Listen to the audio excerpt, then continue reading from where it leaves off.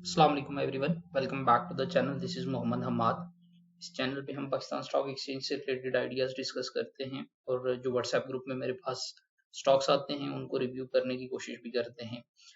Group का link available है description में, अगर कोई ज्वाइन करना चाहे तो he or she is more than welcome to join that community. इस सेशन में हम बी आई पी एल को डिस्कस करेंगे, उसके बाद हम एस एस जी सी को डिस्कस करेंगे और फाइनली जो है वो सी आर टी एम को डिस्कस करने की कोशिश करेंगे।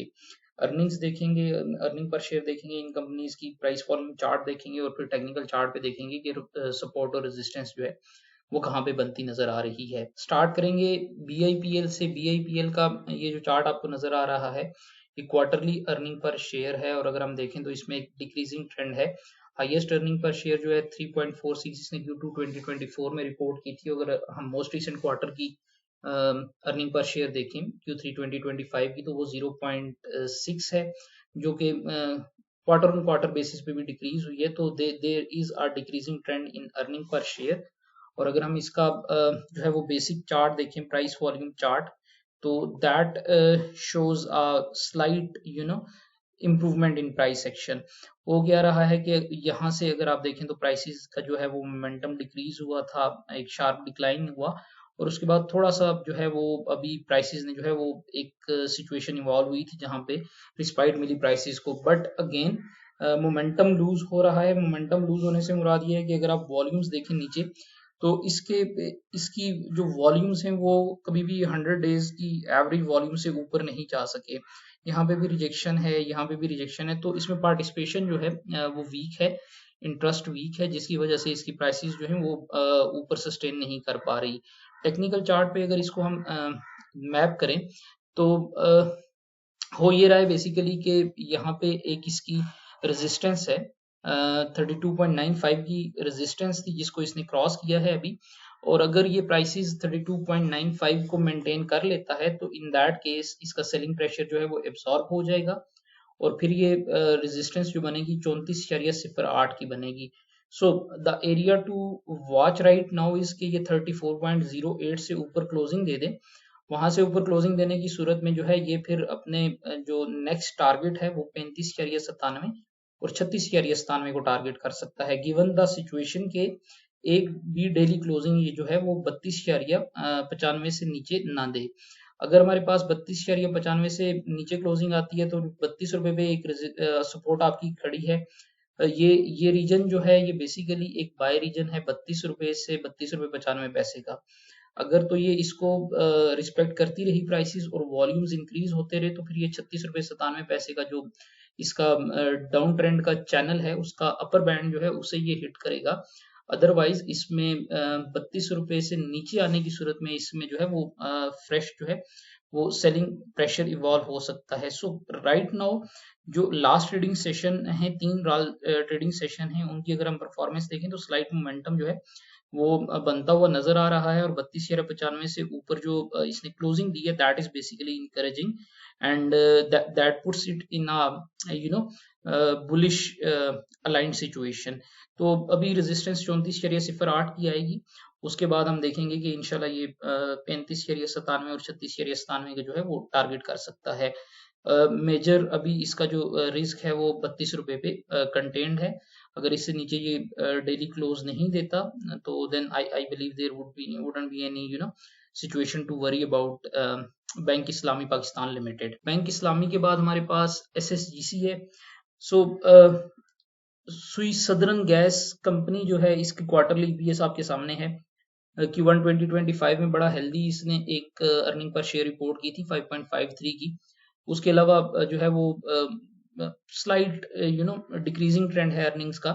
क्वार्टर ऑन क्वार्टर बेसिस पे जो है वो Q1 2026 में Aldous earning again turn green after a bad quarter of Q4 2025, but the situation is के इसकी अर्निंग्स जो है वो डिक्रीजिंग ट्रेंड में है और हम प्राइस वॉल्यूम चार्ट देखें तो वहां पे भी प्राइस में जो है ना वो एक डिक्रीजिंग ट्रेंड नजर आ रहा है। सो अगर आप देखें यहाँ पे जो है ये जो ब्लू लाइन है यहाँ पे एक डेथ क्रॉस लगा इसकी प्राइसेस में और उसके बाद very sharp decline in prices आया, थोड़ा सा मोमेंटम डेवलप हुआ and again the prices was not able to sustain above this level and again we saw death cross. अब हो ये रहा है कि इसमें आपका जो सेलिंग प्रेशर है वो अभी तक एब्जॉर्ब नहीं हुआ। राइट नाउ वॉल्यूम्स भी डिक्रीज हुए हैं और प्राइस जो है वो स्लाइटली जो है वो एक ही रीजन में ऑपरेट कर रही है, जिसका मतलब ये है कि this is somewhere around bottoming out. और टेक्निकल चार्ट पे अगर इसे हम देखें तो यहाँ पे आपको ये नजर आ रहा है कि ये बॉटम आउट होने की तरफ जा सकती हैं यहाँ पे prices. But the challenge here is के इसके जितने भी आपके इंडिकेटर्स हैं they are they are aligned in a way कि ये स्टिल बियरिश है। और इसके लिए इमीडिएटली जो एरिया टू क्रॉस है वो 34.69 का है। और इससे ऊपर हमारे पास मल्टीपल इसकी जो है ना वो रेजिस्टेंस लेवल्स हैं, 34,000 या 70 का है, उसके बाद 36,000 या 38 का है, 37,000 या 75 का है। यहाँ से ऊपर जो है ये बुलिश हो सकता है। सो यहाँ पे अगर आप देखें तो जब भी इसमें प्राइसेस इंक्रीज होती हैं, यहाँ पे आपको वीक नजर आ रही है तो सेलिंग प्रेशर आ जाता है।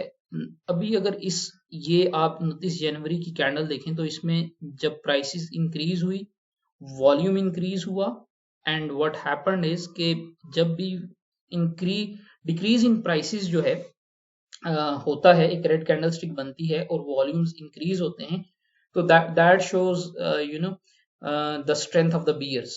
तो अभी इसमें स्टिल जो है वो सेलिंग प्रेशर अवेलेबल है और इसको जो सपोर्ट मिल सकती है वो 30 रुपये 35 पैसे पे मिलेगी, अगर ये 34,000 या 70 को क्रॉस नहीं कर सकता तो। 30,000 या 35 पे आते हुए जो है इन माय ओपिनियन ये बॉटम आउट हो जाएगा। यहाँ पे इसका ऑलरेडी एक लो है इस एरिया के करीब, और ये अगर आप जोन देखें तो यहाँ से भी इसकी फरवरी में जो है यहाँ से रैली बनी थी। So this is a area to watch, जहाँ पे 30.35 पे इसकी जो है वो प्राइसेस बॉटम आउट हो सकती हैं और वहां से पोटेंशियली इसमें कोई रिवर्सल आ सकता है। As of now this remains still bearish. इसके बाद हमारे पास जो तीसरा स्टॉक आया है वो CRTM आया है। CRTM की क्वार्टरली परफॉर्मेंस अगर देखें हम तो that remains negative on earning per shares front। एक Q4 2025 में पॉजिटिव EPS रिपोर्ट हुआ, but that was not due to some profits that were made। basically this was caused by tax benefit जो company को मिला था Q4 2025 में, और उसकी वजह से जो है वो 1.07 का पॉजिटिव EPS आया।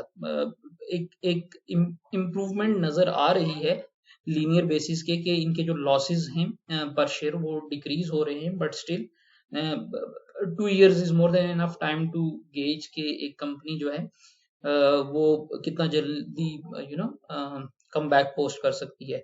तो this still remains loss making entity.